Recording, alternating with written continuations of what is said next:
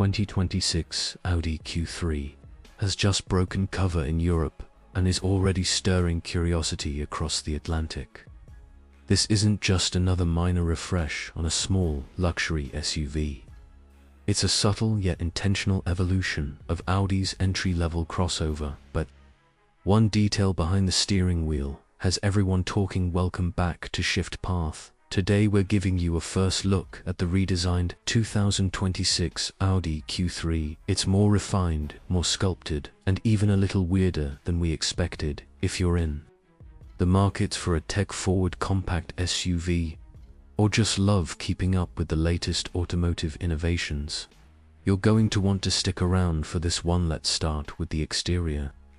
Now, from a distance, the Q3 looks like it just hit the gym. It's slightly larger than before, but the proportions and design tricks make it appear far more substantial. Audi has borrowed heavily from its more expensive siblings, the Q5 and Q6 e-tron, and it shows in all the right ways. Up front you get a bold new grille that feels both aggressive and upscale. Split running lights sit above the main headlights, giving it that familiar e-tron signature look. Sharp fender lines stretch across the profile, and the rear adds a unique touch with teardrop-like elements that hang off each taillight. It's a nod to the e-tron GT, and it's the kind of detail that sets the Q3 apart in a crowded segment. Color options haven't been confirmed for the US market yet, but expect the usual Audi palette with a few vibrant metallics and subtle matte tones. Wheels are larger, more angular, and add to the athletic stance. This isn't just a small SUV anymore, it wants to be taken seriously. Now let's talk interior, because this is where things start to get interesting. Step inside, and you're met with a cabin that looks like it was built by an algorithm trained on premium European design, and that's not a bad thing. It's clean, minimalist, and surprisingly airy for a compact crossover. Front and center you've got two massive displays, an 11.9-inch digital instrument cluster and a 12.8-inch central touchscreen. Everything is crisp, responsive, and runs on Audi's latest software suite. The materials feel a cut above the outgoing model. Think soft touch panels, subtle metallic trim, and available contrast stitching that adds just enough visual pop. Seating is generous for this class, with available leather, heated and ventilated options up front, and enough rear legroom for average-sized adults to stay comfortable on longer drives.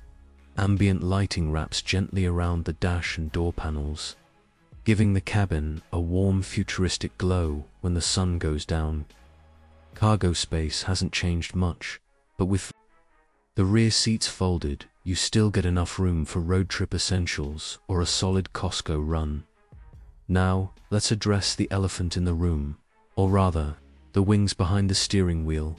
Gone is the traditional shifter and stalk layout. In its place, Audi has installed fixed control wings mounted behind the wheel.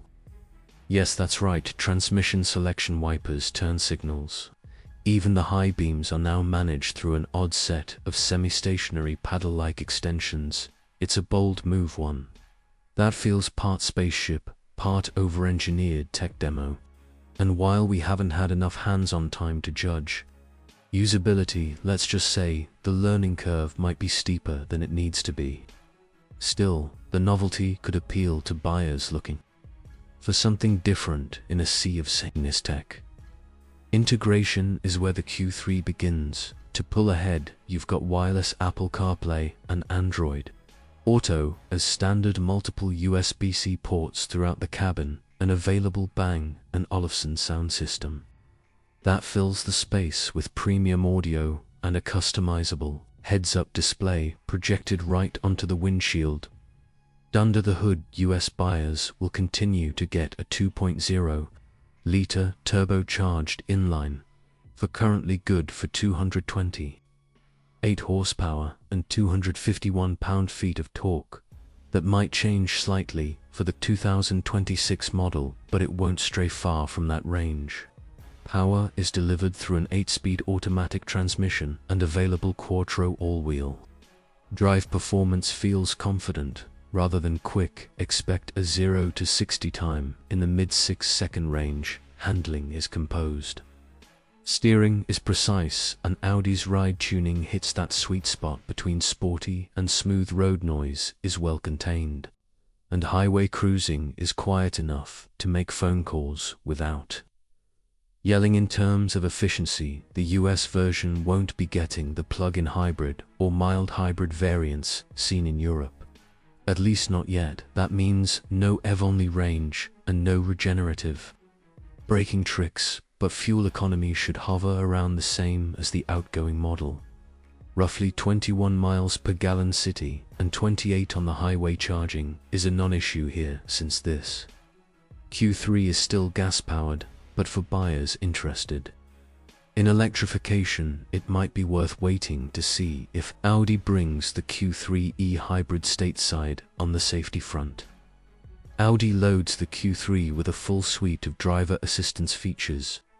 You get adaptive cruise control with stop-and-go lane keep assist, blind spot monitoring, automatic emergency braking, and rear cross-traffic alert. Expect top marks from the IIHS and NHTSA once crash tests are completed.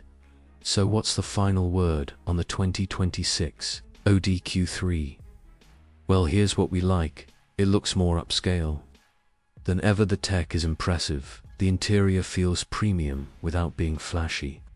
And it's still one of the most accessible ways to get into the Audi brand. What's not so great? That new steering wheel control layout might confuse more than it impresses. There's no hybrid or EV model in the US for now. And while performance is solid, it's not exactly thrilling still. If you're someone who values luxury design and tech integration over raw speed, and you want a compact SUV that stands out without shouting for attention, the new Q3 might just be your next daily driver. It's made for buyers who want that Audi badge without stretching into Q5 territory. Young professionals, empty nesters, or anyone who appreciates clean design and clever features but isn't ready to go full electric just yet. Will keep you updated as more US-specific details roll in. Until then, thanks for watching Shift Path, and if you found this helpful, you know what to do. See you in the next one.